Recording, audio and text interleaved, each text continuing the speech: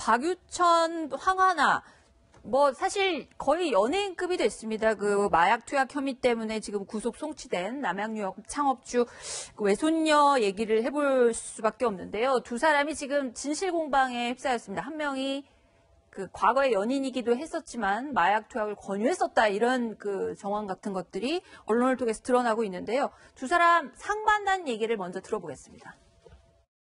연예인 A씨가 누굽니까?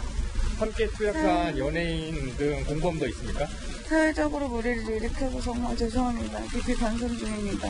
A씨랑 같이 죄송합니다. 마약했다고 하셨는데 본인이 죄송합니다. 제공한 겁니까? 죄송합니다. 연예인 A씨가 누굽니까? 저는 결코 마약을 하지 않았습니다. 보도를 통해서 황하나가 마약 수사에서 연예인을 지목했고 약을 권유했다고 하는 내용을 보면서 그게 저를 오해받을 수 있다는 생각에 너무나 무서웠습니다. 나는 결코 마약을 하지 않았는데 나는 이렇게 마약을 한 사람이 되는 건가? 박지훈 변호사님, 저 기자회견 봤는데 저는 그렇죠. 봤는데요.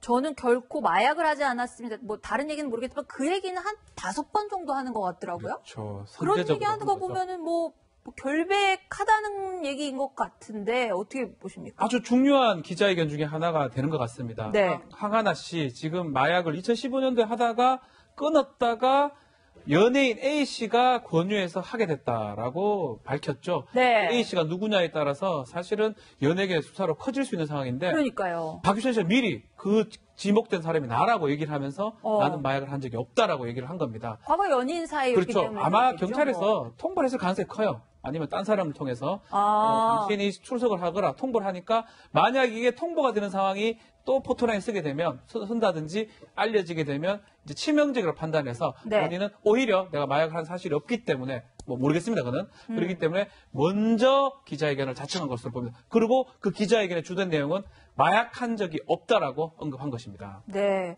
주된 내용은 어쨌든 한 적이 없다 이렇게 얘기하고 그럼에도 불구하고 어제 오늘 사이에 그 언론 보도에 나오는 거 보면 박유천 씨 출국 금지 당하고 이번 주에 뭐 경찰에 출석할 것이다 이런 얘기가 나와요. 자, 이도훈 의원님 뭐 뉴스 당연히 보셨겠지만은 그 황하나가 지목한 그 연예인이라고 하는 사람 그리고 그 지목했다는 게 경찰 수사 기록에까지 나온다고 하고 있어요. 박유천 씨가 그러면 거짓말을 한다는 얘기입니까? 이거 어떻게 보십니까? 그럴 가능성도 있고, 지금까지는 이제 박윤천 씨가 황하나 씨가 지목한 연예인이라는 게 이제 일부 언론 보도를 통해서만 나온 거 아니겠습니까? 네. 그래서 그 보도가 정확한지도 아직까지는 확인할 수 없고, 또 하나 문제는, 황하나 씨가 함께 마약을 투약한 연예인이 뭐 박유천 씨가 함께 했는지 안 했는지 모르지만 그렇다 하더라도 그 박유천 씨 한 사람만 있었느냐. 왜냐하면은 앞서 대학생 조 씨, 김 씨가 같이 네. 마약 투약한 혐의로 수사를 받을 때 진술에 보면은 4명이 같이 있었다는 부분이 들어있거든요. 그렇다면은 또 다른 제4의 인물이 있었을 수도 있으니까 그런 부분에 대해서 이제 수사를 더 해야 될 것 같고. 네.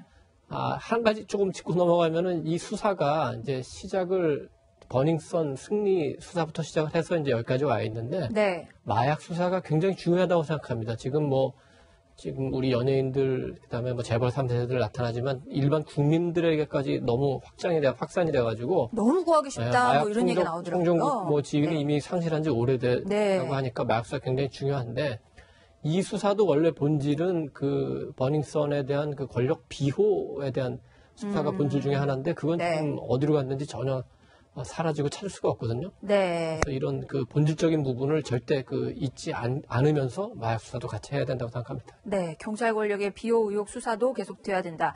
자, 박지훈 변호사님, 이번 주에 박유천이 경찰에 출석을 하면요. 만약에 이제 마약 투약을 올해 초에 했다는 거 아니에요? 경찰 수사 기록 등에 따르면. 그러면은 모발이라든지 검사하면 금방 나오는 거 아닌가요? 되죠. 이제 일주일 전 거는 이제 간이 시트 검사라고 합니다. 소변 검사를 통해서 확인이 가능하고요. 일주일이나 10일 정도, 6개월 정도라면 모발 검사를 통해서 이제 포착이 가능. 지금 보면 머리가 상당히 길거든요. 염색을 안 했는 것처럼 보이기 때문에 네. 만약에 히로뽕이나 그런 것들, 대마 같은 것들을 했다 그러면 바로 양성 반응이 나올 것으로 보이고요. 다만 지금 좀 문제되는 게 다른 또 향정사 의약품 같은 것을 했다고 하면 그런 부분도 찾기가 좀 어려울 수가 있습니다. 다른 향정신성. 가능성이 또 언급이 되고 있습니다. 뭐 우울증 약이라든지 그것도 마찬가지로 의사의 처방을 통해서 이제 제대로 복용을 해야 되는데 처방 없이 하게 되면 또 대마 마약류관리법 위반이 될 수 있기 때문에 경찰은 아마 다 열어놓고 뭐 조사를 하지 않을까 이렇게 보입니다. 네.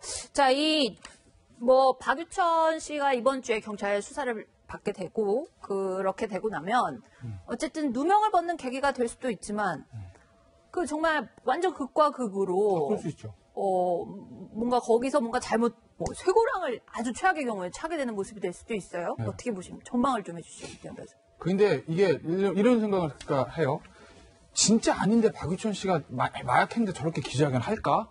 머리카락 뽑으면 바로 나오는데 요 생각도 드는데 네. 또 반대로 생각해보면 황하나 씨가 뭐 죽고 살리려다고 끝까지 저렇게 박유천 씨 물건으로 질까? 어차피 본인은 그러니까요. 구속돼 있는데. 네, 둘 다. 왜냐면 저게 아닌 거 밝혀지면 본인 형량한테 더 안 좋을 건데. 그러니까 두 사람 다 하는 거 보면 황하나 말이 맞는 것 같기도 하고 박유천 말이 맞는 것 같기도 하고 한데 역시 결론은 머리카락이다.